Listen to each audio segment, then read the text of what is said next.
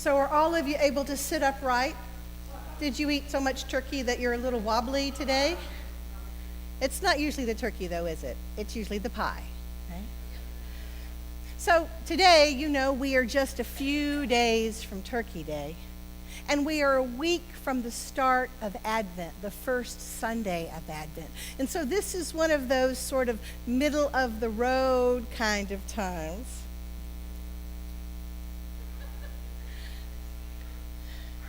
I am thankful for that. I am. I think it's one of my favorite things, right? Just a little reminder that we have much to be thankful for. And much of what we have to be thankful for is under 4 feet tall.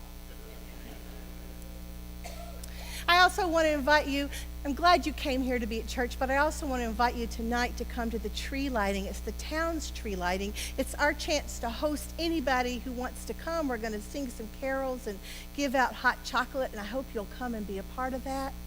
And next Saturday is the fair. And if you don't yet have a job, we have one for you. You could just see any of us and we'll find you one. And I tell you all that because that's what we do at this time in between Thanksgiving and Advent. We prepare ourselves. And so maybe today you came here maybe full of pumpkin pie and hoping to hear something a little different. Maybe Pam made lemon meringue this year, and you could get something to cut through some of that heaviness of leftovers, stuffing, and pumpkin. And then what happens? Well, you get here and we hear about James. Really? James? Do you know much about James? For instance, did you know that he was Jesus' half-brother? Yeah? If you come from the Catholic tradition, you didn't hear it that way.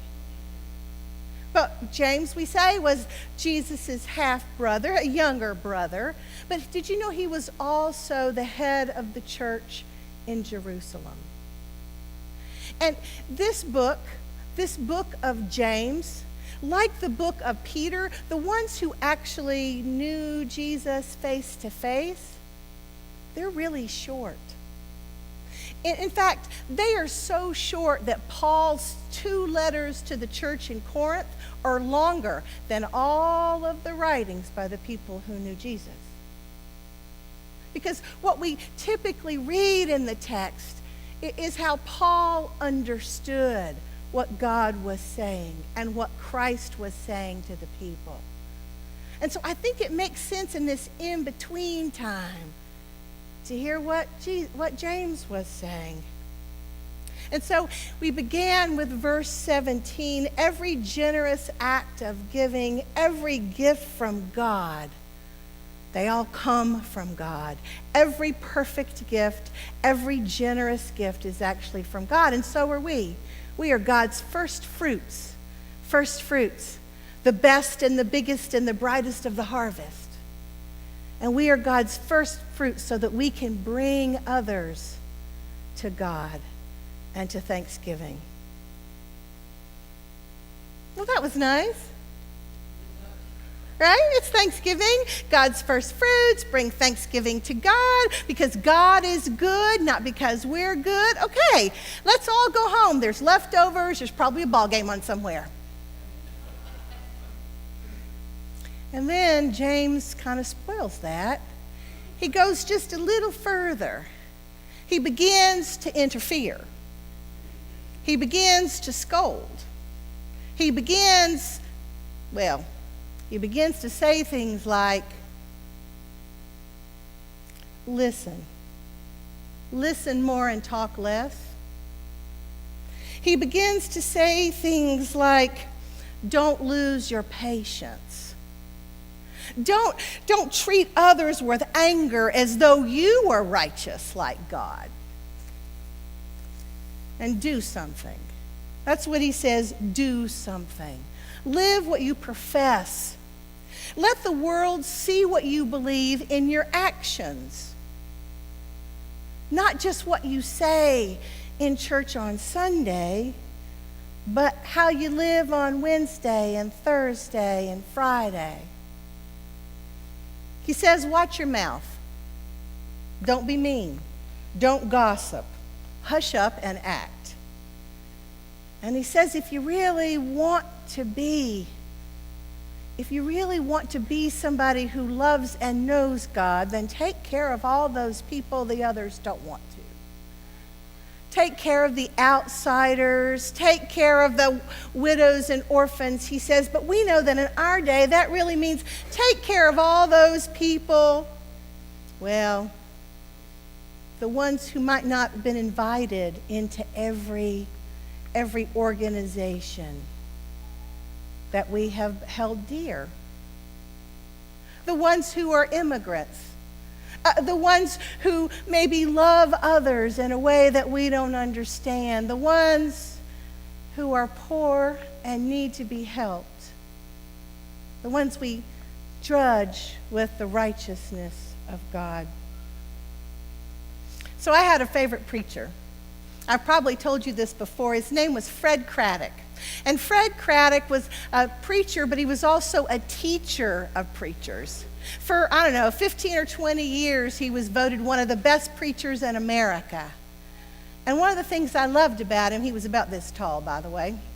One of the things I loved about Fred is that, he always told me a story that gave me an action. He said when he was assigned his first church in a little town in Tennessee, he was still in seminary. And he got there, it was a pretty little white church on a hillside. The people were friendly.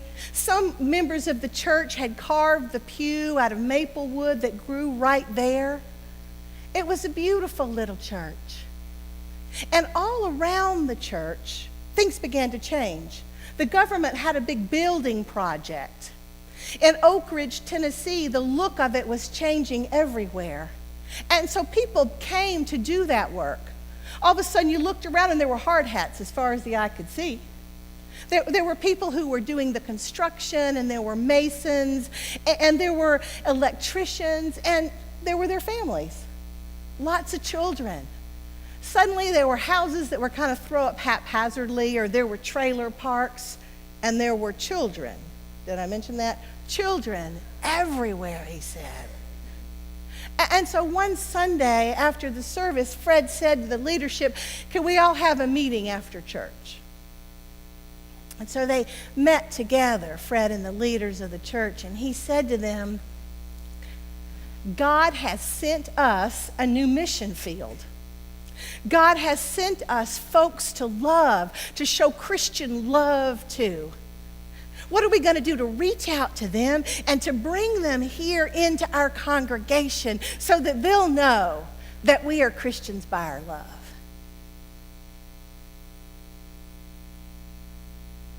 Nobody said a word for just a few minutes, just like this.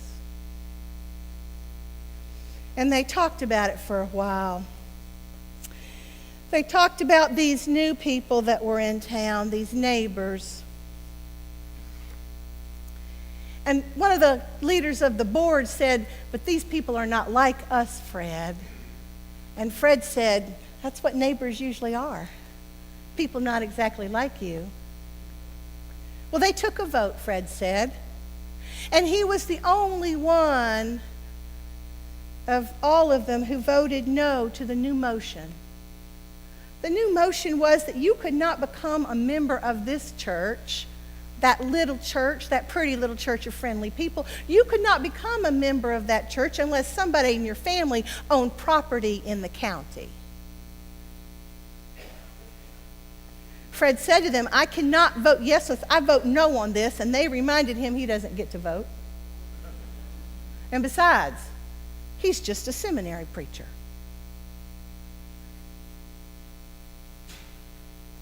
Years later, many years later, decades later, Fred said that him and his wife Nettie were on a trip right through that area, and so he wanted to take her by and show her that little church where it all began. And so they drove around this. It's very mountainous there, did you know? Have you ever been to Tennessee? It's mountainous.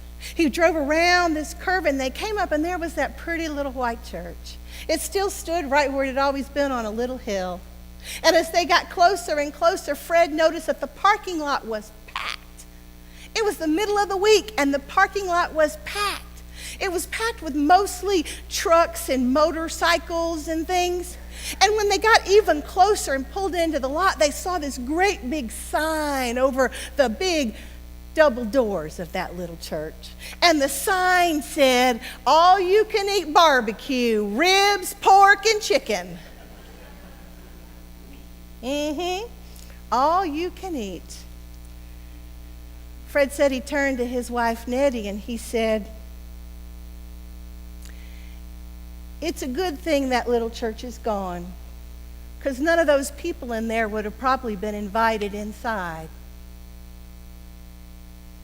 In the New Testament, Paul is clear in all of his writings that he wants us to know that we are loved and forgiven by grace. We are saved by grace, not because we're good, but because God is good. And that's true.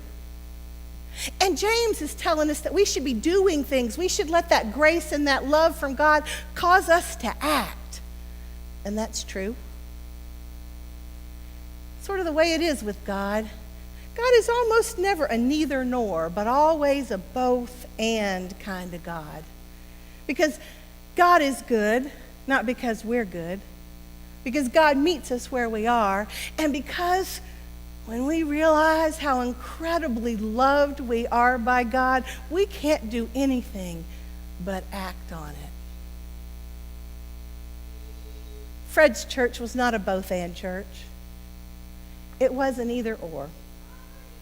So today, just before Advent, when we're all going to go home and eat leftovers, I would recommend barbecue. I've planted it now in your mind. I want to ask you, will this church always be here? If you come back 60 years later and you drive by, will there be cars all around it? And will it be because inside are the left out? Inside are the broken and the hungry and the hurt. Inside are the outcast and the ones who are desperate for bread and cup. The ones who are desperate for not just the kind we serve on communion, but the kind to feed their children to get through the day. I ask us, on this time of remembering and thanksgiving, right before Advent, are we an all-you-can-eat table church? Do we just say to everybody, "Come on in, it's all you can eat, and Jesus has set this table," not because we're good, but because God is good, and nobody leaves here hungry?